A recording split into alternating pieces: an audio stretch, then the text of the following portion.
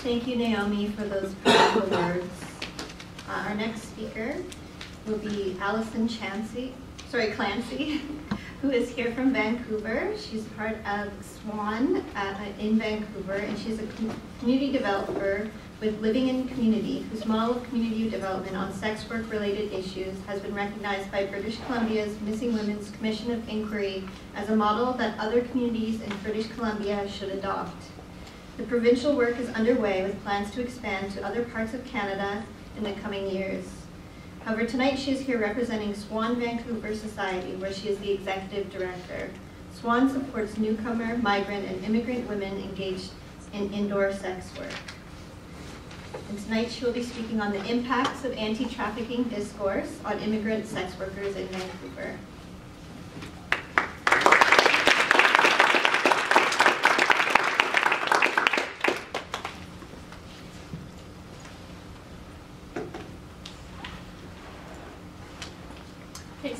I'd like to begin by thanking the organizers for inviting me to this forum. I've learned so much already today, and I'm so delighted to have this opportunity to share some of our work in Vancouver.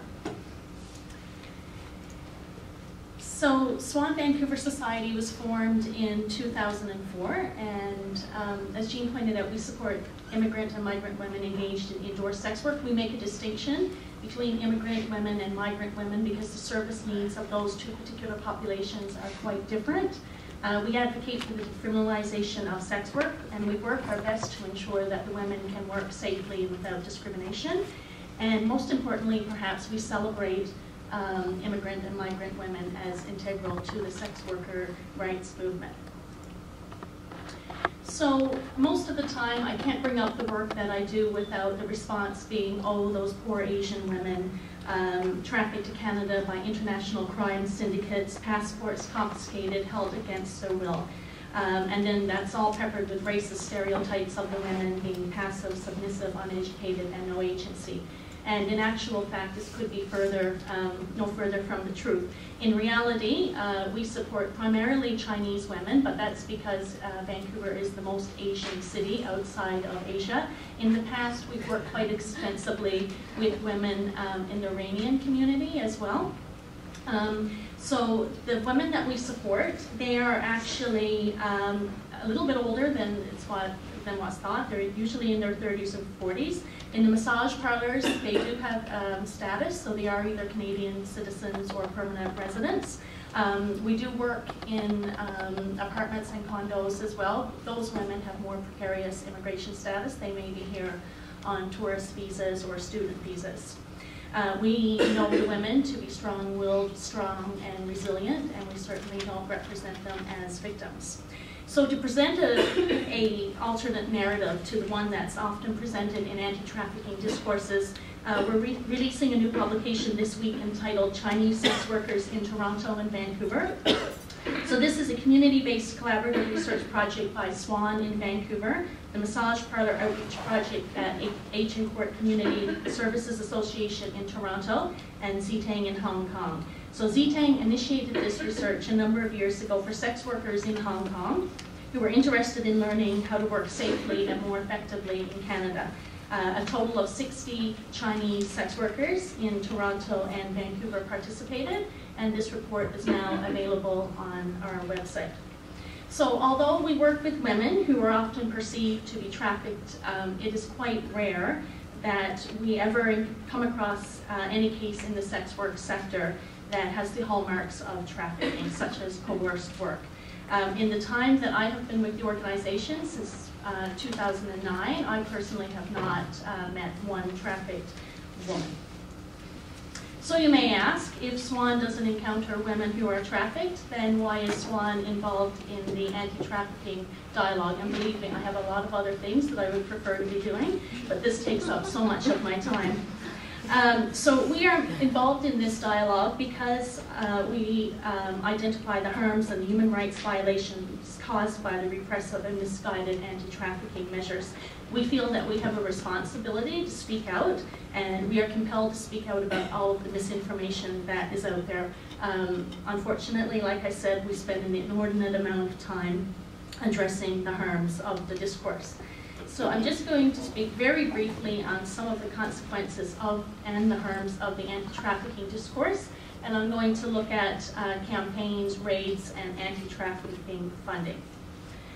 So starting with raids, over the past number of years in Vancouver, there have been some public awareness campaigns that have been particularly problematic, and they have relevance for the Toronto context because you're coming up to a major sporting event yourself. So links between the 2010 Olympics in Vancouver and trafficking started to surface in 2006, and they gained momentum as time went on. So one faith-based organization had this campaign. They stood outside public places and they stood outside sites where indoor sex work occurs to shame the workers and the clients. However, the campaign that sparked the most local controversy was this Salvation Army campaign that used unduly graphic and violent images to pull on heartstrings and in order to fundraise.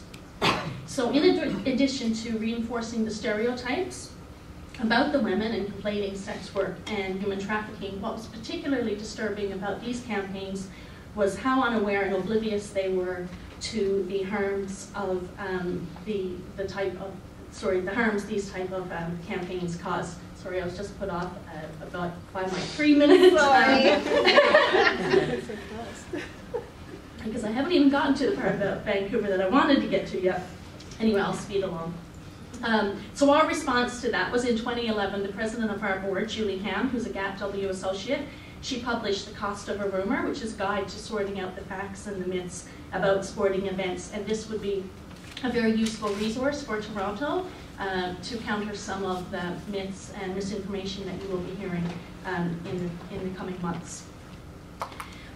So in terms of raids, in Vancouver, the most obvious example was in 2006 when 18 Asian massage parlors were raided. None of the 78 women that were detained at that time were in breach of immigration laws or trafficked. And I can say now it is very rare in the city of Vancouver itself that a raid will happen in a massage parlor, and I'll get to the advocacy that we've done around that and the reasons why. Deportation, we've seen that happen in Ottawa at the end of April.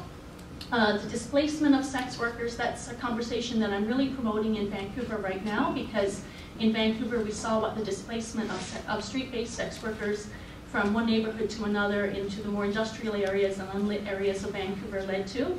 It led to 67 women being disappeared from the downtown east side. There's displacement of indoor sex workers going on, and people need to realize that it may have similar negative outcomes. Negative health outcomes, through raids, we find that women are hesitant to have condoms on site, and when Bill C-36 passed last December, we were horrified to find that after so many years of building relationships, we were actually cut off from some of the support services, because even an association with our organization was an admission that sex work could be occurring on site. And then the one that I find the most difficult in this work is the unreporting of actual crime when it does happen. So I'm just going to refer back to the new report that we have coming out. All 50 women surveyed in Toronto stated that they would not contact law enforcement if they experienced abuse, violence, or exploitation. Fear of law enforcement and or fear of arrest were the most commonly reported reasons for not seeking assistance from law enforcement. 46% of the Toronto respondents reported experiencing punitive law enforcement measures or entrapment by law enforcement. That is quite shameful. In terms of anti-trafficking funding, most of the funding calls that we encounter in Canada reflect an anti-sex work analysis of trafficking, in which sex work is confused with trafficking and are considered one of the main drivers of trafficking. We were so frustrated with the funding that in 2014 we reflected on our dialogue with two national funders, the Status of Women Canada and the Canadian Women's Foundation, that have considerable resources and immense power to influence the discussion on trafficking in Canada. And we analyzed how these two funders' adoption of an anti-sex work analysis of trafficking would likely result in the punitive consequences for immigrant sex workers through the grants that they fund. this article is a discussion about the dilemma that this type of funding places us in as an organization. With our very limited resources, we have to make a choice to whether continue to provide direct support services or to take some of our funding to counter the anti-trafficking discourse, which then in turn increases the need for more services because the women have been anti-trafficked rather than trafficked. So this paints a very bleak picture, but I do have some hopeful, I do want to end on a hopeful note and talk about some of the encouraging systemic change that has occurred in Vancouver. So as a result of the serial killer in Vancouver, the City of Vancouver, the Vancouver Police Department, and the community as a whole came together and realized that there needed to be a drastic change in the way that things were done in Vancouver. So in 2011, the City of Vancouver released an action plan that outlined its approach to sex work, which focuses on health and safety. One of the recommendations was a task force that was convened in 2012 that brought together diverse stakeholders. So interestingly, when I joined that task force, much of the conversation was based on street-based sex workers, but as time went on, the conversation became more inclusive of male sex workers, transgender sex workers, and for us, immigrant and migrant sex workers. Out of that, so much so that out of that, one of the 2 sex work specific social planners that we have in Vancouver right now, one of them is focused solely on indoor sex work. We also went through a process of reviewing the bylaws because the enforcement of municipal bylaws and licenses is another type of criminalization that we really work with a lot. So I delivered a workshop with the bylaws enforcement inspectors. We now have a specific enforcement protocol for bylaws officers that includes everything from how community complaints to the 311 line are handled and routed and addressed. It looked at the relationship between bylaws officers and the VPD and deconstructed that. And we even have now a set of sex work response guidelines that in addition to the code of conduct that all City of Vancouver employees have, it outlines respectful and non-discriminatory approaches related to sex work related calls. And then finally, the City of Vancouver, excuse me, also has increased its funding to sex work support organizations, and it is now 5% of the community services grants in 2015. The last thing that I will end on, because I realize I've gone over my time, is the Vancouver Police Department sex work enforcement guidelines. So this is a radical shift in policing in regard to sex work. It's a shift away from criminalization, again, to a shift to health and safety. They use the least intrusive means if there is a sex work call. We're working on a video with them right now that will communicate these guidelines to sex workers themselves and also to the officers. So what all of this has meant is that in the City of Vancouver itself, raids on massage parlors are rare.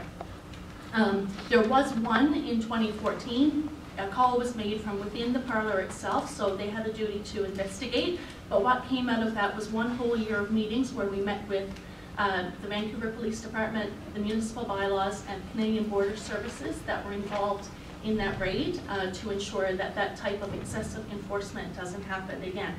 So that doesn't mean to say that all is well in Vancouver. The neighboring municipalities still quite regularly close massage parlors and use municipal bylaws to criminalize sex workers. However, what is very encouraging is that this anti-trafficking conversation has not been able to seep its way into the municipal policies within the City of Vancouver. So we are very pleased about that, and we've been able to achieve that through education with the police, with the bylaws, through countless hours and hours of meetings, better communication with them, and the relationship building, and the inclusion of community groups that are represented here tonight.